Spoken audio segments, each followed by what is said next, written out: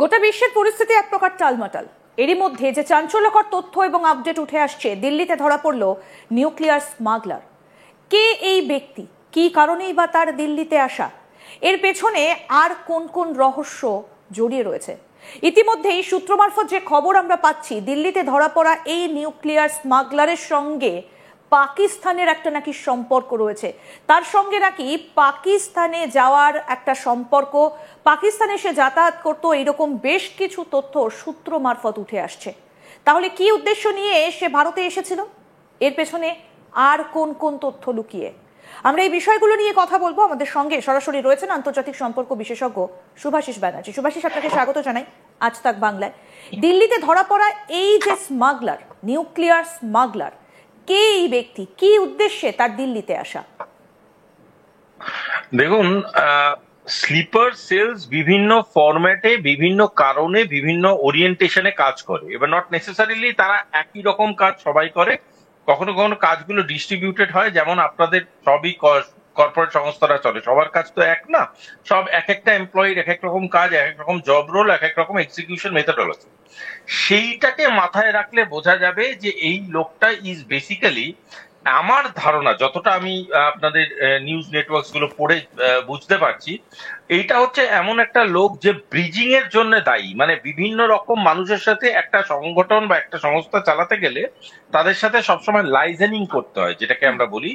বা যদি বলতে পারেন যে আমাদের এরকম বহু সংস্থা আছে যারা মার্কেটিং এজেন্সি হায়ার করে, তাদের কাজ হচ্ছে বিভিন্ন রকম সংস্থা অন্য অন্য সংস্থার সাথে আদান প্রদানের জন্য, লেনদেন করার জন্য ব্রিজ তৈরি করা। এই ধরনের লোকগুলো কিছু পার্সেন্টেজে কাজ করে, কখনো কখনো তারা কিছু কাটমানিতে কাজ করে, কখনো কখনো তারা এমন একটা নেটওয়ার্ক তৈরি করে যে সেই নেটওয়ার্কের বাইরে, সেই রিজন বা সেই টেরিটরিতে কোনো ডিল করা যাবে না। আমি একটা খুব সহজ ভাষায় একটা ছোট্ট কথা বলি। আমরা আজকালকার দিনে অনেকেই আমরা একটা ওয়ার্ডের খুব ব্যবহার দেখি রাজ্য রাজনীতিতে, সিন্ডিকেট। এই সিন্ডিকেট কিন্তু একটা জায়গায় কাজ করে। মানে ধরুন, যে লোকটা Nepal, Singapore, Bharatvarsha, China, India, এই এত বড় জোনে যার নেটওয়ার্ক আছে, সে নট নেসেসারিলি গোটা জোনটা সে একাই আছে। সে হয়তো একটা ছোট্ট কোনো দেশের কোন রকম নিউক্লিয়ার ডিল বা যে কোনো রকমেরই কোন রকম রাষ্ট্রবিরোধী ডিল সে করে, তবে একটা জনার ধরে, একটা ছোট্ট জায়গা ধরে। গোটা ব্যাপারটাকে সে একা ডিল করবে এরকম নয়। এবং সেই ধরনেরই একটা লোক হচ্ছেন এই আদিল হুসেইনি। এবং এই আদিল হুসেইনি নামটা বলতে গিয়ে আমি 10 বার ভাবছি, তার কারণ তার তো এত নাম, কৃষ্ণের অষ্টশত নামের কথা মনে করিয়ে দেয়। এবং তার কাছ থেকে আমি জানতে চাইবো শুভাশিস আপনার কাছ থেকে, যে তার কাছ থেকে বেশ কতগুলো পাসপোর্ট পাওয়া গেছে, তার মধ্যে বেশ কয়েকটা ভুয়ো, সূত্র মারফত আমরা যেটা জানতে পারছি। সেখানে এই যে পাসপোর্ট গুলোতে কি পরিচয় রয়েছে তার?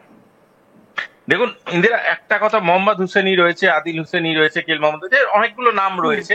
এবার দেখুন, একটা টেরারিস্ট হ্যান্ডলার বলুন, একটা টেরারিস্ট এক্সিকিউশন বলুন, বা একটা টেরার অপারেটিভ বলুন, তাদের বিভিন্ন রকম চেক বক্স থাকে। যেই চেক বক্স গুলোর মধ্যে থাকে যে তার কি মাল্টিপল পাসপোর্ট আছে, হ্যাঁ ঠিক। তার কি বিভিন্ন রকম নাম ব্যবহার করে, হ্যাঁ ঠিক। তার কি বিভিন্ন সন্দেহভাজন জায়গায় যাতায়াত আছে ইদানিংকালে, হ্যাঁ ঠিক। এই যে এই এই এই এরকম করে করে যদি পয়েন্টে আমরা ভাগ করি, ক্যাটাগরিতে আমরা ভাগ করি, এই প্রতিটা পয়েন্টের মধ্যে কিন্তু এই আদিল হুসেনি দাঁড়িয়ে যায়। আদিল হুসেনির অবস্থানটা প্রতিটা পয়েন্টে কিন্তু কনফার্মড হয়। তার মানে এই লোকটা এই ধরনের কার্য, মানে আপনি বলছেন যে স্লিপার সেলের সদস্যরা কখনো একা থাকে না, ছড়িয়ে ছিটিয়ে থাকে। তাহলে বলছেন এই আদিল হুসেইনির মতো আরো অনেকে ভারতবর্ষের বিভিন্ন জায়গাতে ছড়িয়ে রয়েছে। আমি একটু আপনার কাছ থেকে জানতে চাইবো, আমরা যে খবরটা পাচ্ছি যে মুম্বাই থেকে আদিল হুসেইনিরই এক ভাইকে কয়েকদিন আগে গ্রেফতার করা হয়েছিল। দেখুন, ভাই বা পরিচিত বা অ্যাসোসিয়েট এরকম ধরনের কিছু বলা যেতেই পারে, কারণ এখানে আপনি কনক্লুসিভলি ভাই বা ব্লাড রিলেশন ওরকম কিছু বলতে পারবেন না, কারণ যারা লট অফ আদার মানে কি বলবো criterias to confirm things like this. তো এখানে কি হয়, ধরুন একটা প্রজেক্টে বিভিন্ন রকম মানুষ কাজ করছে। তো আমি খুব প্র্যাকটিক্যাল একটা এক্সাম্পল থেকে আপনাকে বলছি। ধরুন আজকে আপনি আমার ইন্টারভিউ নিচ্ছেন, সেখানে ক্যামেরা আছে, সেখানে লাইট আছে, সেখানে একজন আছে যে প্রযুক্তিগত দিকটা দেখছে, এবং একজন আছে যে আপনি আমার ইন্টারভিউটা নিচ্ছেন। এই গোটা যে পরিকাঠামোটা আছে এটা সমষ্টিগতভাবে একটা অর্গানাইজেশনকে রিপ্রেজেন্ট করে। সেই রকমই একটা যখন আমি আমি আপনাদের সাথে টেররিস্ট অর্গানাইজেশনের তুলনা করছি না, কিন্তু আমি বোঝানোর জন্য বলছি ব্যাপারটা, যে একটা টেরর অর্গানাইজেশনে কিন্তু আমরা কোনোদিন এরকম ভাববেন না যে একজন এসে হঠাৎ করে বোম মেরে দিয়ে চলে গেল আর সেই বোমটা দাম করে ফেটে গেল। ব্যাপারটা কিন্তু সেরকম নয়। ব্যাপারটা হচ্ছে একজন ঠিক করে কোন কোন লোকেশনে কি কিভাবে অ্যাটাকটা হবে, একজন আচ্ছা। ঠিক করে ফান্ড কোথা থেকে আসছে, একজন ঠিক করে এই ইনফরমেশনটা ব্রিজ কোথা থেকে হচ্ছে, কে কোন দিক থেকে কি রকম ডিলটা করবে, সেই ডিলটা কিভাবে কাকে কাকে করাপ্ট করে আসতে হবে। সুতরাং আমি বারবারই বলছি, যখনই কোনো ভারতবর্ষ থেকে কোনো স্লিপার সেল ধরা পড়ে, জানবেন সেই স্লিপার সেল যে ভারতবর্ষে ছিল সেটা ঠিক। কিন্তু শুধুমাত্র নিজের ক্ষমতায় নয়। সেই স্লিপার সেল যে ভারতবর্ষে ছিল তার পিছনে কিন্তু বহু রকম ভারতীয়দেরও ইনভলভমেন্ট থাকে, যারা অসাধু ভারতীয়, যারা বিভিন্ন কিন্তু এর রকম ভাবে উদ্দেশ্যটা কি ছিল? corrupted হয়ে গেছে। আদিল হুসেইনের উদ্দেশ্যটা কি ছিল?